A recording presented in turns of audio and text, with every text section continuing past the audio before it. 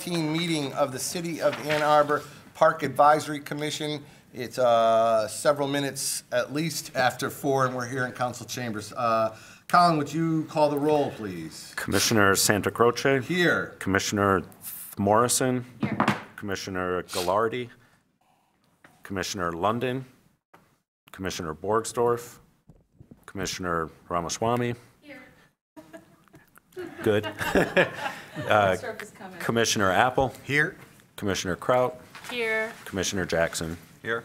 Okay, you have a quorum. Okay, item C, approval of the agenda. I have one item.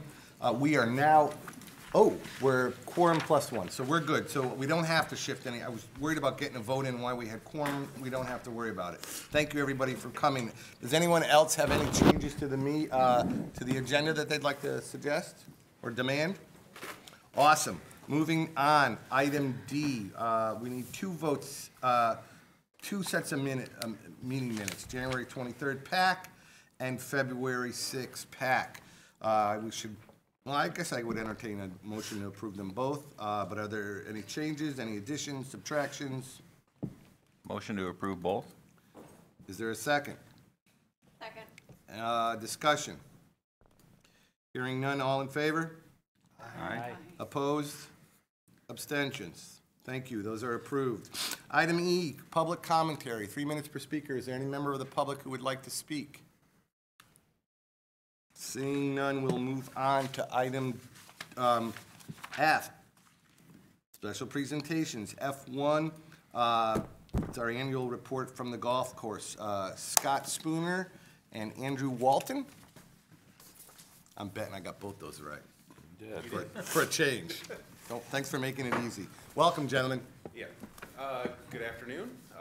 My name is Scott Spooner. I'm the golf course superintendent for the city of Ann Arbor. This is Andrew Walton, recreation supervisor. Doug Kelly could not be here today. I'm going to be talking to you about the environmental practices that we've implemented in the last several years at the golf courses since we've all been around. 9 years? We all got hired in roughly at the same time. 2008. Leslie Park Golf Course is certified as an Audubon International Cooperative Sanctuary and is also certified in the Michigan Turfgrass Environmental Stewardship Program. We were the 11th golf course in the state of Michigan to be certified in both of these out of 650 plus golf courses in the state of Michigan. Huron Hills is not currently certified in either of the programs, but we are enrolled and we're working on becoming certified. Some of the requirements for becoming certified in both of the programs, the 2 programs are very similar. The Audubon program is an international program, while the Michigan one is centered mostly in the state of Michigan. Wildlife and habitat management, we want to have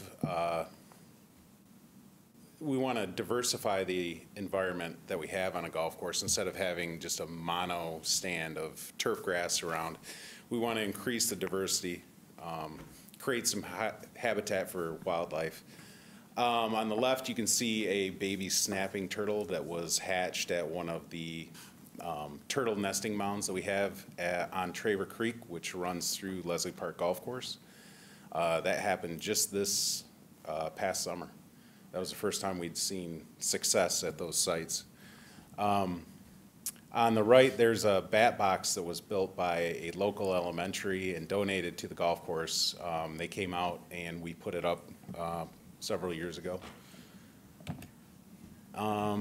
Another requirement, water conservation.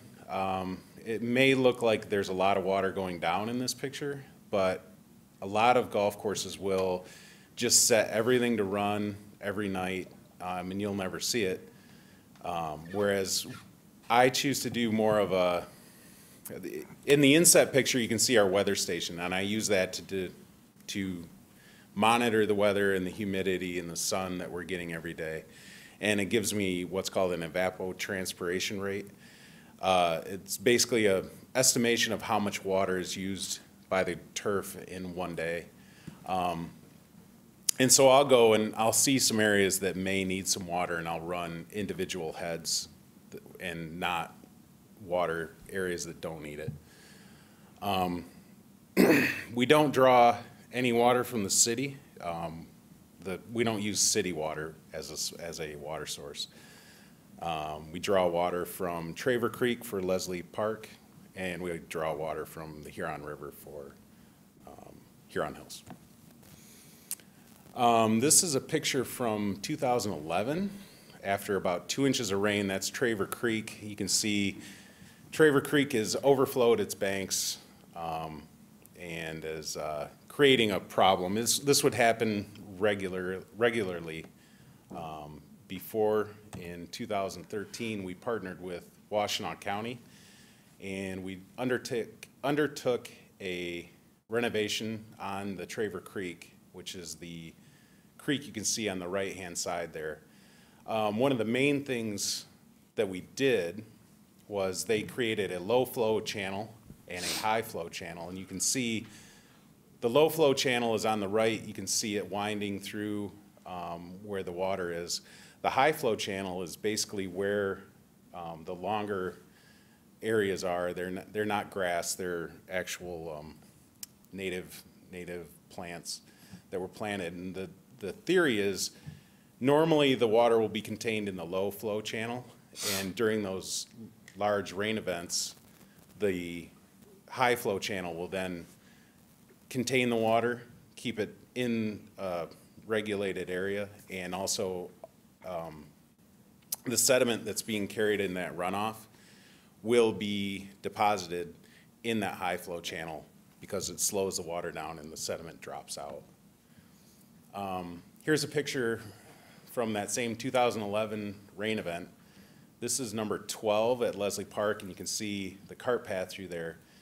When something like this happens, not only do we have to wait for the water to go down, it might be several days before we can actually let people play on the golf course. This is a picture that was taken this spring of the same area after about the same size rain. And you can see the low flow channel is kind of the darker, well, it's the muddier area that snakes through there. And then you can also see that the water has actually come up and is into that high flow area. And we've noticed a big improvement in the water drainage since 2013 when we undertook this project. Another requirement is outreach and education. This is a local middle school that came out to the golf course.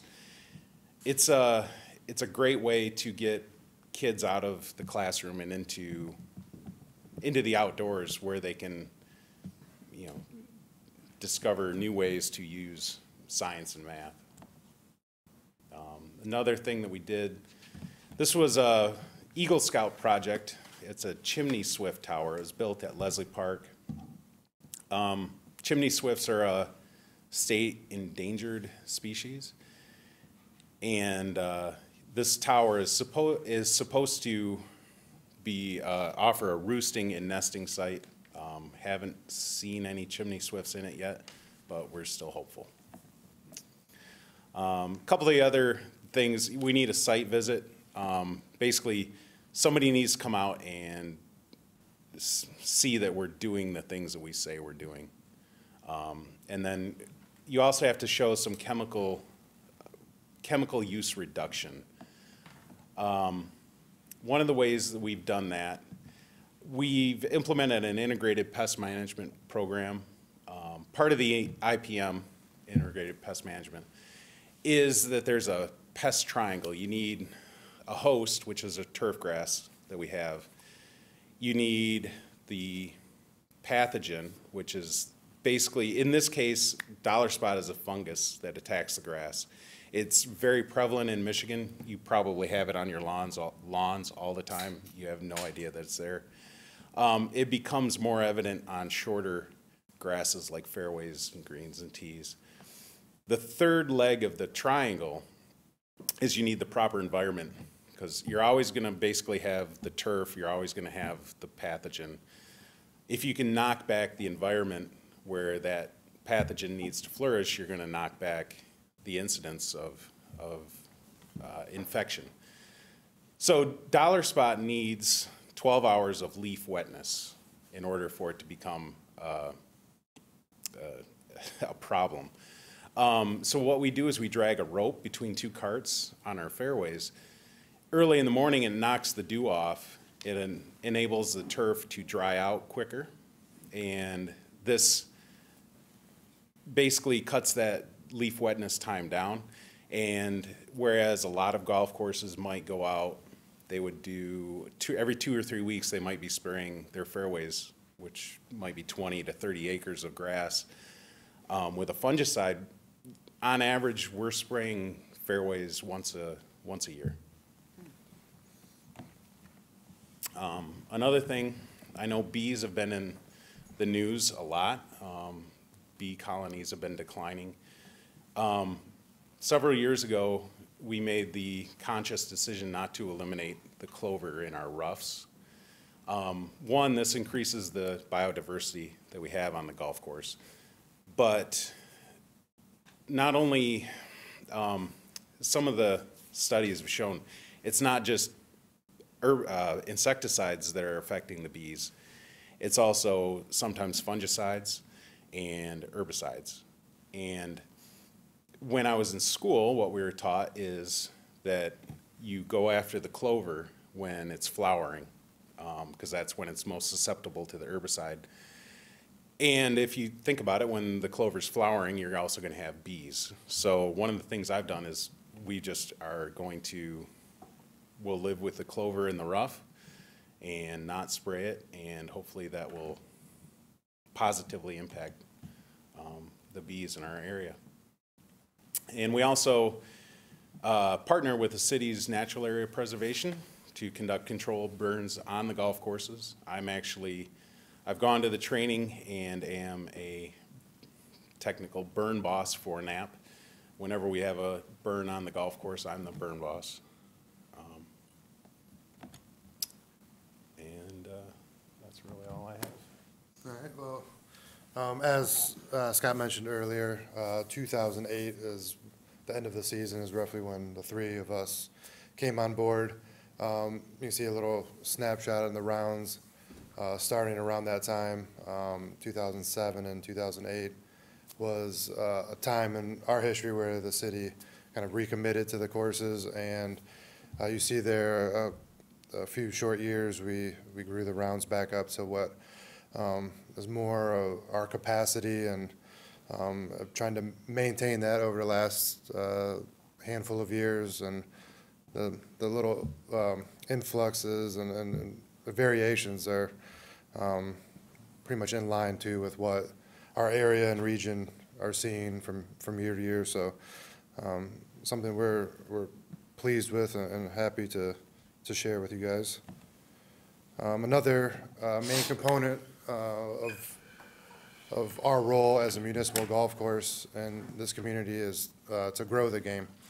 And these are two of our more effective programs. Youth on Course is a program that was started out west last year and has been implemented through the state of Michigan, through the Golf Association of Michigan.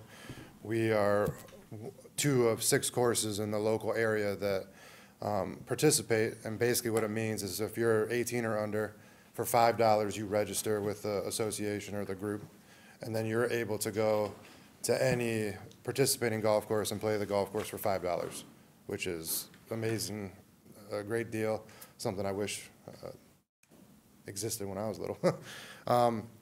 On the right, you'll see Kids Play Free. This is something that we do at both courses on Sunday evenings.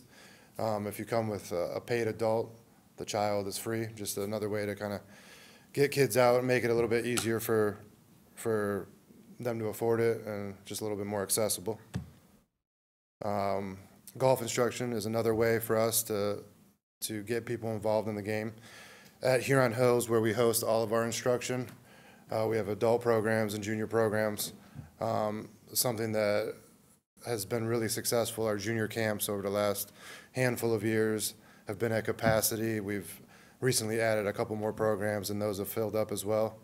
And something we continue to move forward with, trying to to get as many kids into the game as possible, and all of our programs are quite affordable compared to kind of the private options that are out there. So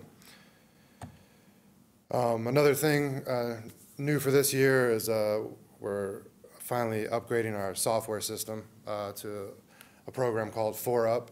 It is just a modern course management software system that allows us to do a much better job with online bookings that we can control, marketing. There's a lot of nice upgrades that are going to help us provide a lot better customer service than we're already providing, because we already think it's pretty high level, but we're really excited about this season. Golf courses, Huron's already open to some degree. Leslie, we hope to open March 30th for our Good Friday Scramble, and looking forward to an exciting year, another one. Thank you. Question from commissioners? I have a question. Please. So for the kids who golf for free, or the course, youth course program, is there rentals for people who don't have clubs for children to try to use? We do have rentals at both golf courses. It's difficult with kids because they're all shapes and sizes. Huron does have a lot of equipment for kids because we have the instruction programs there. So we would be able to accommodate more variety, but yeah, we do have that at both And courses. adults can also rent? Sure, And is there yep. any classes for adults? There are adult instruction classes too that are in the evenings during the weekdays. Other questions?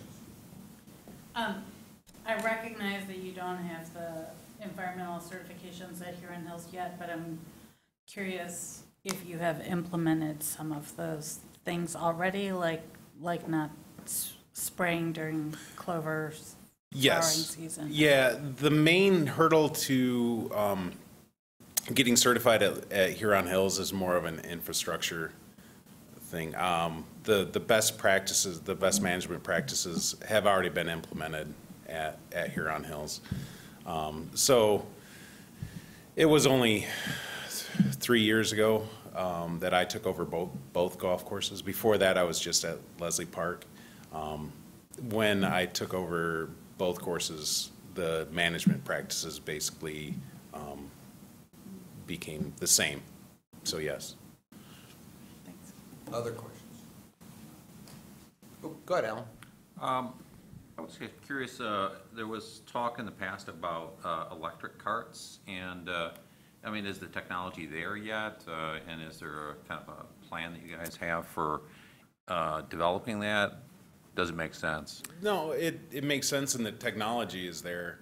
The big issue is to have electric carts, you need indoor storage, just to plug them in. You can't have them get rained on and snowed on and be exposed to the weather. And we don't have an enclosed cart barn at either course. I'll add to that a little bit. We actually went out to bid a number of years ago to see about constructing an electric cart storage building. At the time, the cost to do so was extremely prohibitive for what is in a lot of ways a reasonably simple structure. The kind of amounts coming back for it were just not palatable then, but it is something that we'll consider again in the future. The actual carts themselves have improved to a point where they are actually able to work well at a very hilly course like Leslie. You would wonder how many years it would take using electrical carts to make up for the environmental cost of a new structure. Forget about the money, right? When does it zero out? 10 years, 50 years? Yeah, at the price that was getting bid back, it was going to be many, many years down the road, essentially. But we're still going to continue to explore it, because the way that it actually works with carts now is we have a cart lease. I forget if it's for 2 years or 3 years, but the cart leases aren't long, so it allows you kind of opportunity to reevaluate pretty quickly. Michael? I'll be going to the Environmental Commission meeting later this week, so it's something that I can certainly mention to Matt Nod. These are the sorts of things that he calculates all the time in terms of the environmental benefit, real costs, payoff time. So I'll put a little bug in his ear that that's a good thing to keep thinking about Yeah, that would be great, and we actually worked with Matt kind of 2 or 3 years ago when we looked at it first. So I think he will both be aware of it and supportive of the idea of it.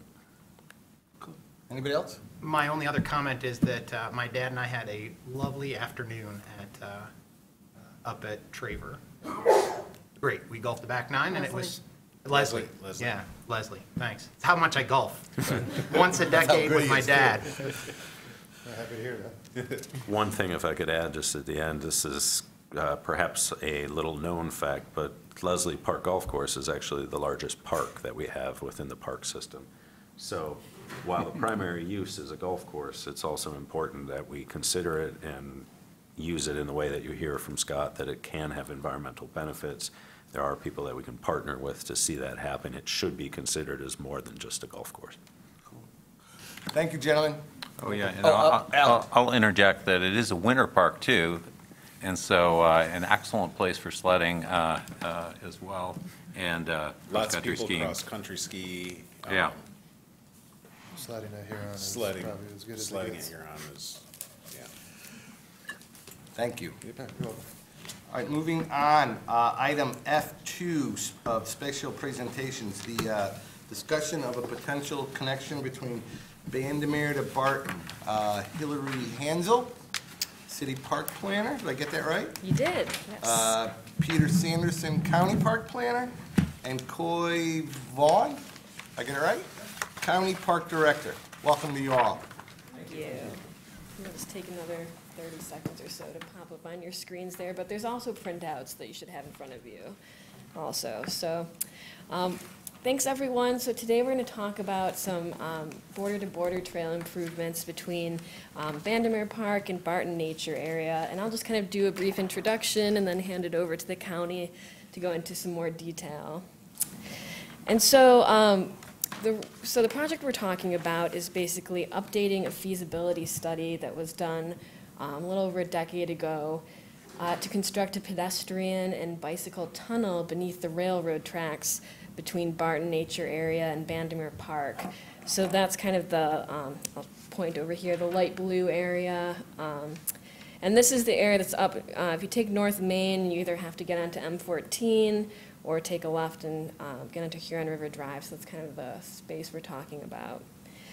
And so the goal of updating the feasibility study is to kind of reflect changes that have occurred over the previous 13 years in both standards and ownership of the railroad specifically. And we'd also like to determine the preferred type of structure, as well as get an order of magnitude cost estimate to kind of evaluate the feasibility for getting funding for construction before we take that next step of design and engineering documents. And then we'd also like to determine how to connect the border-to-border trail through Barton Nature Area. So that's this portion kind of circled up on the upper left, and the yellow trail alignment that's kind of proposed through there. And so one of the reasons that the county is interested in this is it's a key linkage of the border-to-border trail. This is just a small portion of the larger system that extends throughout Washtenaw County. But it is a key piece. You can see to the east, this red line shows the trail that's already been constructed, and then this is kind of a big hurdle to connecting to the west. And so the border-to-border trail is this non-motorized pathway that kind of extends along the Huron River in this area. And it's also considered part of the Iron Bell Trail throughout Michigan now, so another reason that's important. And then another reason that we really care about this is just safety. So currently there's not a safe way for pedestrians and bicyclists to kind of connect from the existing border-to-border trail or through Barton Nature Area to the west. And so what a lot of people do is choose to illegally cross the railroad tracks there. You can see in this image lots of footprints. There's some cow paths that have developed. And so I think this really shows that it's a highly desired route. People are trying to get through here. Some people might try and go through North Main, also a dicey and undesirable and unsafe situation.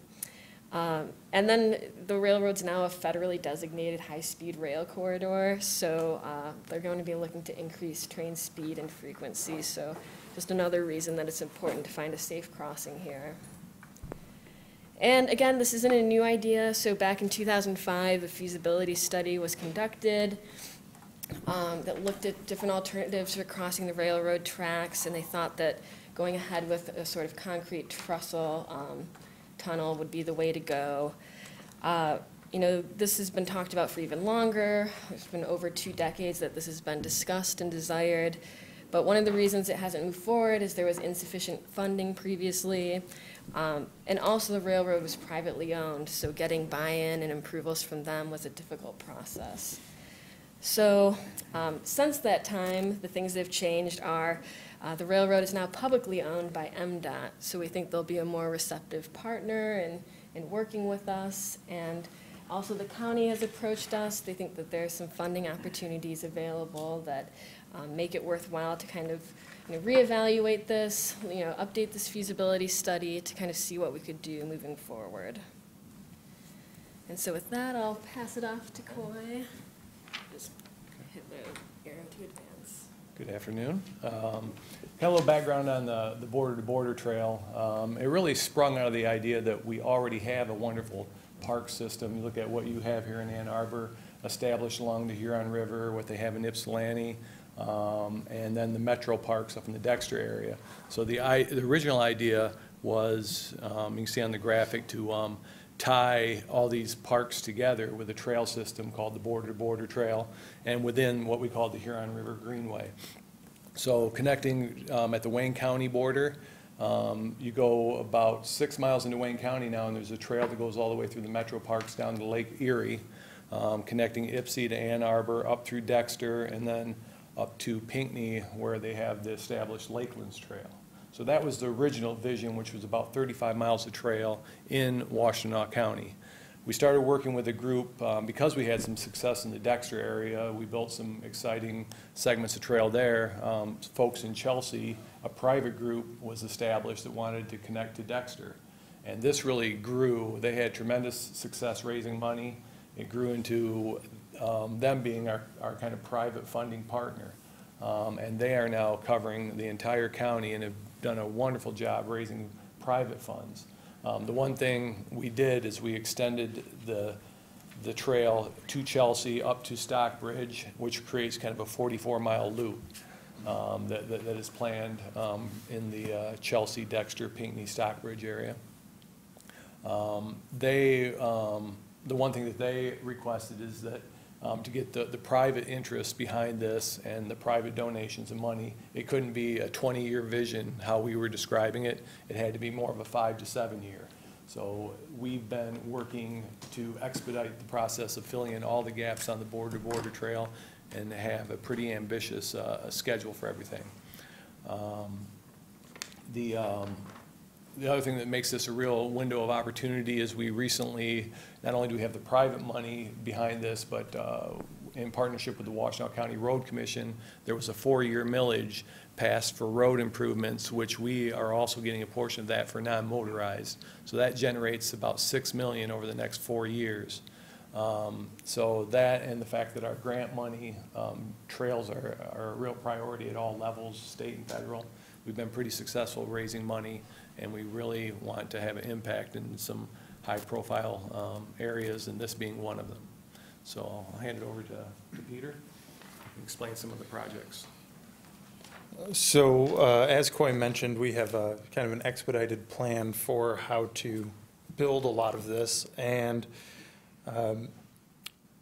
one of the challenges is we don't actually own much of the land. So this is all partnership based. That's how it's always been, though, working with Eastern Michigan, Washtenaw Community College, Ypsi, Ann Arbor, of course, and the metro parks.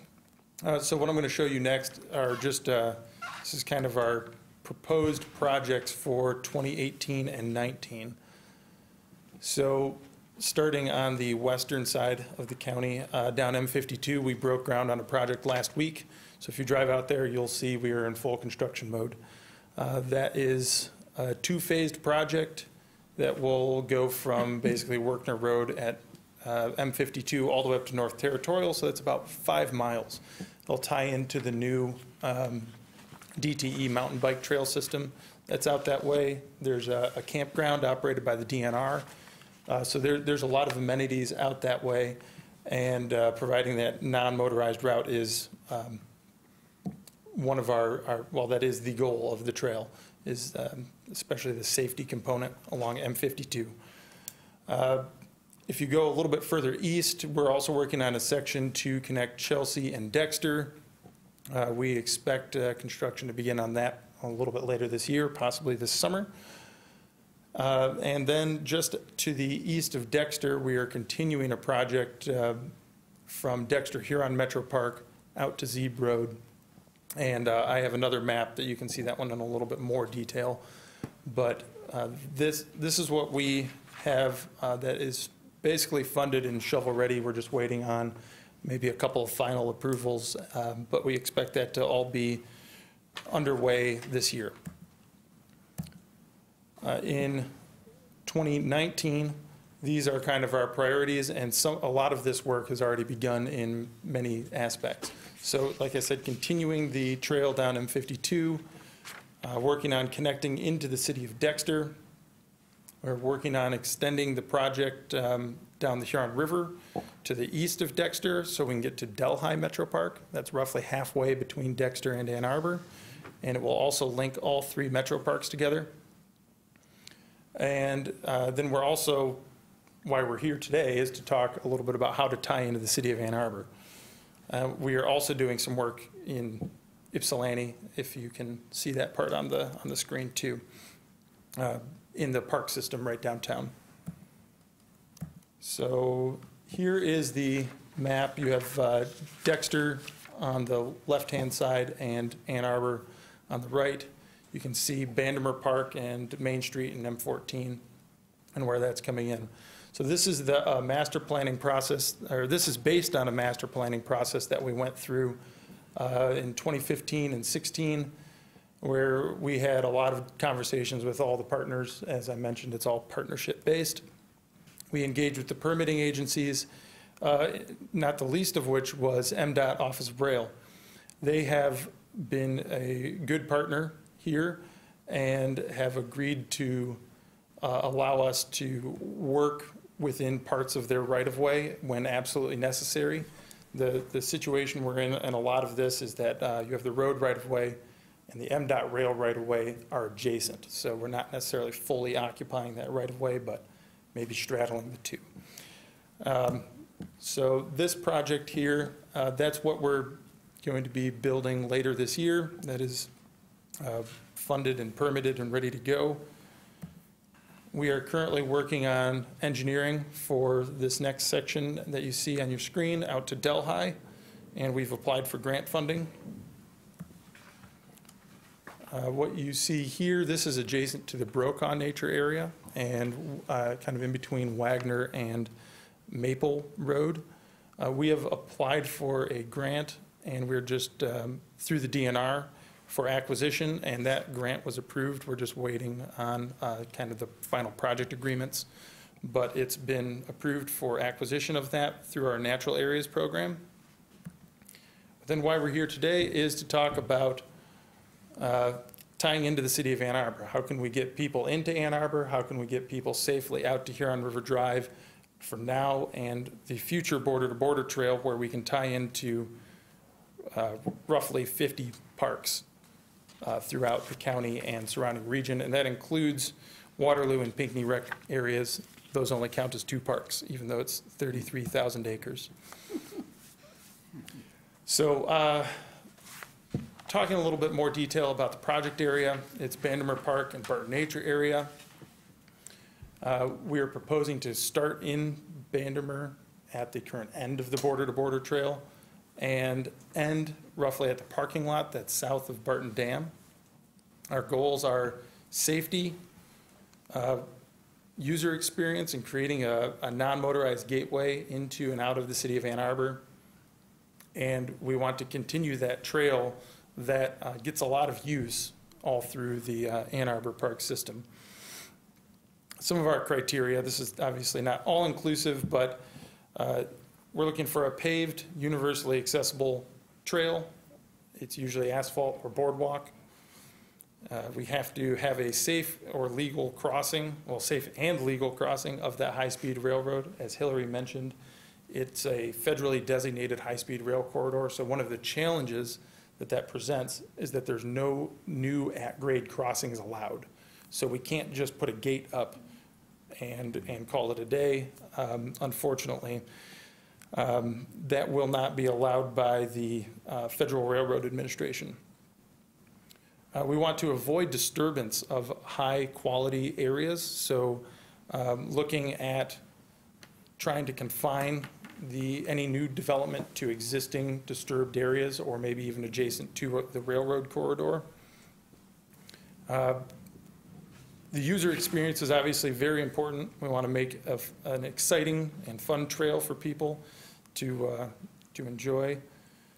And in this particular situation, we want to reuse as much existing infrastructure as possible. There's 3 bridges, well, there's 2 pedestrian bridges that we're proposing to reuse that are in place. And the main piece of infrastructure that we're talking about that we're proposing is the tunnel. So you can see that on this map here. Those 2 existing bridges are in purple. The proposed tunnel is in orange. And we're proposing that this project occur in 2 phases. So the first one is to update the feasibility study. As Hillary mentioned, the railroad ownership changed. So MDOT, we think, will be a little bit more willing to work with us than the previous private owner. And AASHTO standards have changed. So some of those design criteria, we want to make sure that what we have is fully up to date. And obviously costs have changed over the past 10 years. So we want to get that budgetary figure sharpened. You can see the different components that feasibility study will entail. It's a lot of coordination and some preliminary design concepts and coordinating with the railroad and all other partners. We're proposing that study be split 1/3 between the county, 1/3 city, and 1/3 with the Huron-Waterloo Pathways Initiative. That's our private sector group. And then the second piece of that is complete design and engineering of the trail kind of between those 2 bridges and out to the parking lot by Barton Dam. And we are proposing that the county and HWPI, the private sector partner, will cover the costs of that engineering. There's obviously some sequencing that would have to occur in there to make sure that the feasibility study is fully feasible before we do the design and engineering work. But this is our rough framework for how we'd like to try and proceed, and we'd like to enter into a letter of intent with the city of Ann Arbor before we release an RFP to do this work. So as I said, everything we've been doing is partnership-based, and we have an excellent partner here in the city of Ann Arbor with everything you've been doing through Gallup Park and tying into one of our facilities on the east end, Parker Mill, with the recent repaving of the trail over there. We, as in Washtenaw County Parks, is willing to pick up a substantial portion of the costs for this in conjunction with our private sector partner. That's for engineering and for the construction. And we also think that because this is elevated to a state level trail through the Iron Bell system, we think that we will have a little bit of priority at the state level in terms of going after grant funding that might be in our favor that we're on that route. Although obviously we can't guarantee grant funding. So I guess with that, I think we should open it up for questions unless you guys have anything to add. Questions? Michael? Was the Village of Barton Hills communicated with about this and the potential to be able to use the dam bridge and the existing Whitmore Lake Bridge? Yeah, good thing we put this slide in here. Yeah. Um, Here, from current, I can see. Let's see if that works. Okay, so here's the two alternatives that we explored. There's a third alternative that isn't on here, but it's basically putting the trail between the Huron River Drive and the river itself, so that would wipe out all the vegetation on that bank, so we're not even showing that one. The two alternatives are, yes, one to use the existing Bandemer access drive, and then talk to, we've had some preliminary conversations with Barton Hills. The land that's on the screen there is actually owned by the Maintenance Corporation, which is their homeowners association. And we think that we might be able to get an easement from them at some point. The challenge was, at some point we have to cross over the railroad tracks, and so how do you do that? Barton Dam, the top of it, is not an accessible facility, and nor could it be made accessible for any sort of reasonable cost. And even if you could improve the surface, there's still the slope coming down where there's the canoe, the portage assist. That's almost a 14% grade, so making that compliant would be very challenging. So we'd have to have some sort of pathway underneath the railroad tracks at that location. And because of the configuration with Barton Dam, we don't think that that would actually be that much cheaper than building a tunnel under the tracks here.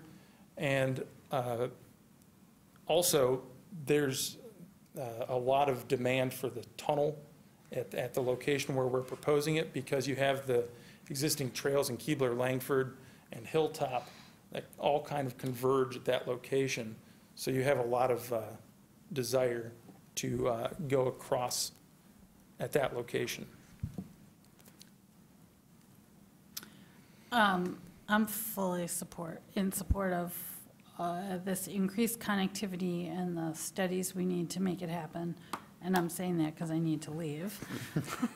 But I would just say, as someone who does ride on Huron River Drive and on the border-to-border trail, I know it's not possible everywhere, but where it is, I would really rather see you looking at 12-foot wide trails. I find that a lot of the trails, when the weather is nice, get super crowded. So we do intend to try and build this to AASHTO standards, which is a 10-foot trail with 2-foot shoulders. Mm-hmm. So it'll look more like the path that was recently redone in Gallup Park Okay, in terms of the width. thanks. Others? Gordon? Great. Do you have any projected cost? And then what would be the, or allocation for the city, the county, anything like that yet? Yeah, so we have some ideas for the tunnel. The tunnel costs range widely based on the construction method. If you can do an open cut on the tracks, it's likely to save a significant amount of money. If you have to bore it under an active rail line, it's going to cost a lot more. There's also 3 fiber optic lines that are running kind of through this area. So, open cutting is the preferred method, but that will have to be determined through coordination. To answer your question, it could be anywhere between $2.5 million and $4.5 million to build the tunnel. Mm-hmm. And again, that depends a lot on, what the soils look like underneath there. How does that compare to the river level? How can we construct it? And then how big do we make it? In the end, if we use something that's precast and can be kind of put in place, not constructed on site, that also is a way to save on costs. The trail component that was shown through Barton Nature Area, that could be, we're estimating somewhere between $400,000 and $600,000 for construction of that. Again, that's going to depend a lot on soil, and if we need to build boardwalk, it'll be more expensive. If we can pave it, it won't be as expensive. And I suppose one of the other things that I should mention is the yellow line that's shown on the map is the existing trail through there, and we're not necessarily tied to paving over that existing trail. I think we'd like to work with city staff and NAP to determine if that's the appropriate place to put the trail, or if we should make a separate trail that maybe follows the railroad a little bit more closely. So I think there's a couple options. So if my math is correct, that's somewhere between 2.5 and 5, very ballpark way? Is that Very right? ballpark, yes. And that's why we would like to do the feasibility study, because that will let us determine what that construction methodology might be. That's a And big range, yeah. It's a big range. You know, if you, I think it, Of course, MDOT will dictate if we can do an open Yeah. cut or not, so some of it's out of our And hands. if I can speak kind of to like the obligation for the city at this time for the potential project would be, if we update the feasibility, it could be maybe $10,000-12,000, which is in our operating budget to do. And that will at least provide us more concrete answers as to what this, I suppose, the total construction and design could be. But compared to years past, I guess the way I would say this is there's more monies available for this project now than there ever have been before. So I think it's worth at least exploring to see if we're in a position to be able to move ahead with it. Okay, thank you. Others? Yeah. Down the end. Following up on the sort of the financial question, as I understand it, there's sort of the big cost drivers tend to be like these cut-throughs or the bridges, because you can't, it's not just bicycles going across. As I understand, you have to engineer it in case you have to get an ambulance through there, for example. And so that the bridges might be a significant cost factor as well. And then I don't know if there's like a thumbnail in terms of dollars per mile for just like the trail portion of it. But I'm just trying to get an understanding of it, because you hear a number like 2.5 to 5 million for a cut through, and it seems a lot, but maybe in the context of sort of these critical nodes, the bridges and the cut throughs that provide the rest of the ability for the rest of the trail to flourish. right, so, let's see, so we're proposing that the existing bridges here stay in place and that we do not replace those, because they seem like they're in good shape. You know, maybe at some point in the future, when they do need replacement, we could widen them out. But that would add significant cost to the project. We're talking about overall, everything that Coy was showing on the big map, we're looking at roughly a $35 million project.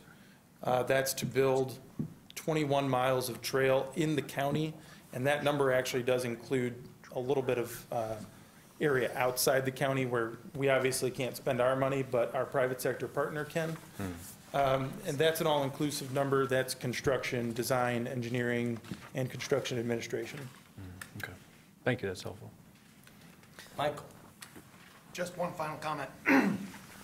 With numbers like that, it would be very interesting to see real numbers on the potential to be able to get over the Barton Dam connector. As somebody who uses Barton Park and some of these more natural areas, one of the things that I do notice as we start to develop it into trails is we get a lot more use. And our areas in the parks with lighter use for more sort of secluded recreation can sometimes suffer as a result. So that said, looking at alignments that go along those railroad tracks seem to fit, in my mind, with a way that you could get some of this sort of higher speed bicycling or something like that might happen in these parks. And also, as someone who personally knows the demand on that, the cut over the railroad tracks at that spot, I understand the reasoning for thinking about keeping everything on the other side. But with numbers like that, it would also be interesting to really get a firm idea on being able to use some of that other existing infrastructure on the other side. Also, the Barton Hills leadership changes frequently out there, and you know your potential to be able to communicate with people can change. So. Yeah, I would add just that is one of the things we've talked about quite a bit for the existing trail for Barton Nature Area. It is a different park use, right? And I would like to see that certainly retained So it could very well be that we have the existing path and then we have a paved path near it. Right. But I think it is really two different park users would then be in there, so I think we're considering it for sure. Thanks. I guess one of the basic questions is, what are you looking for from us? I mean, I think broadly, we all think this is great, you know, and would love to see it happen. You know, obviously, there's a process to go through, and there's the devil in the details, so go right ahead. Yeah, I can speak to that. I think it would be helpful, as I said, like the funds for updating the feasibility study are in the approved budget, so that's kind of all set. But I think it would be helpful for PAC to consider supporting the letter of intent that I think Coy spoke to briefly.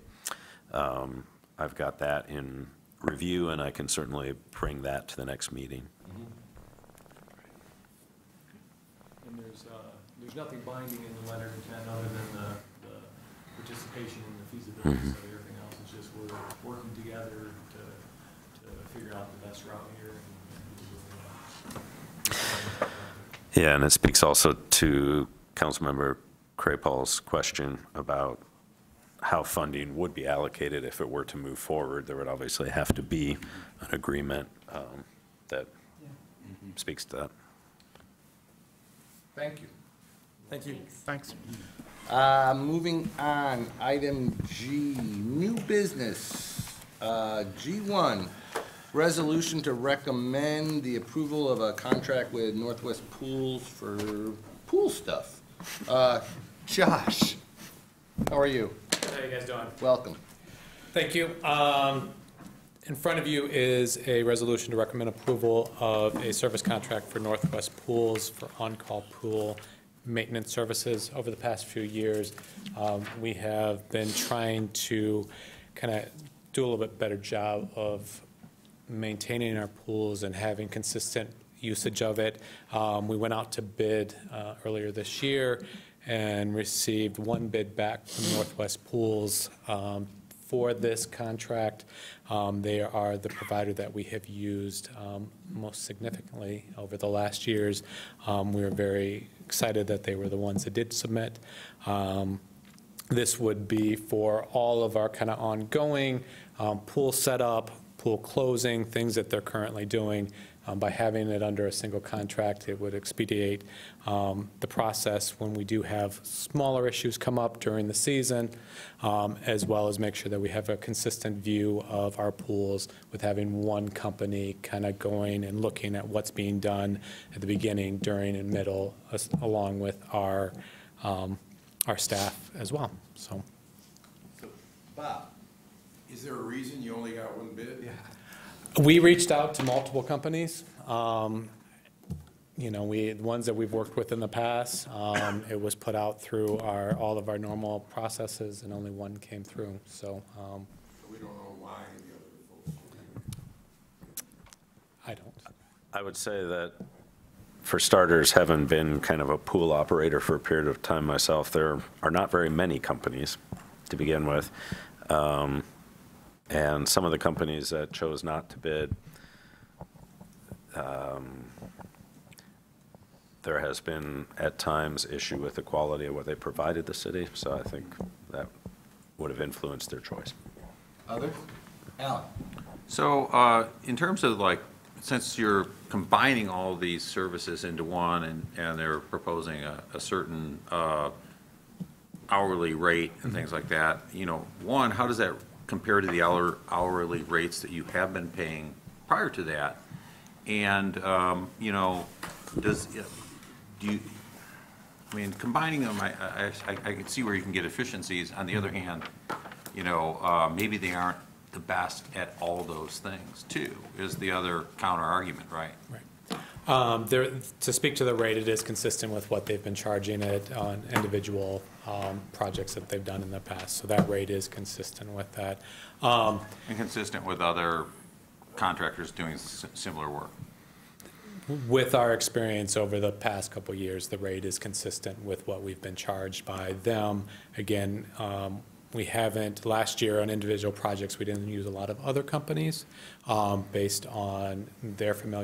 familiarity with with our machines and our feeders and the pools in general. But even going back, it is a consistent rate that would be within the range that we would expect. Again, as we've looked at other companies, the ones that we've used with, to Colin's point, we do have the ability, it's a non-exclusive contract, so if for some reason there is a need for somebody greater, we can go with them as well. And the scope of work does speak to the things that they would probably be subject matter experts in if they were to come to that area. So that's where we'd be reaching out to them. Other questions? So I'd like to make a motion that we approve the resolution to recommend that's attached to your pamphlet with a friendly amendment to strike the word ARE in the first whereas clause. And provide in-season maintenance to ensure the four city pools function, not our function. Just a draft, just a typo. Typo. Yeah, total typo. Further discussion, is there a second? Second.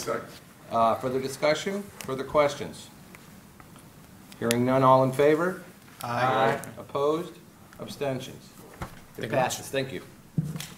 Item H, Commission Proposed Business. I'm happy to announce that Mike, which he previewed already, Mike has been appointed to serve as the PAC member on the Environmental Commissions. Congratulations and thank you. Thank you so much. Item I, and recall we're considering moving to a closed session for LAC business. Report from the Parks and Rec Manager, Colin.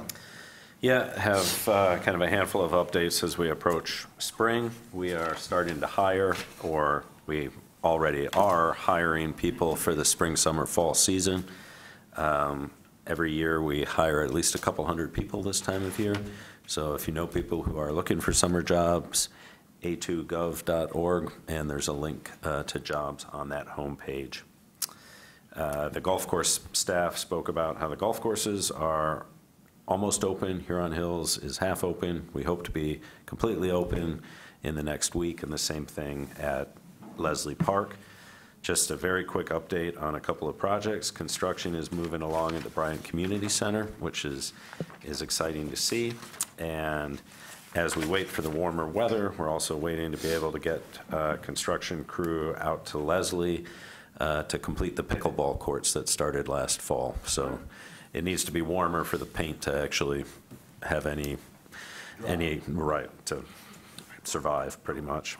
We also had pre-construction meetings on the VETS project for the pool liner and also the pool filtration system, and those have been very positive meetings at the outset. At least the contractor right now expects to have the equipment in earlier than was initially thought, which is great, because the more time we have between kind of now and Memorial Day to work on it, the better.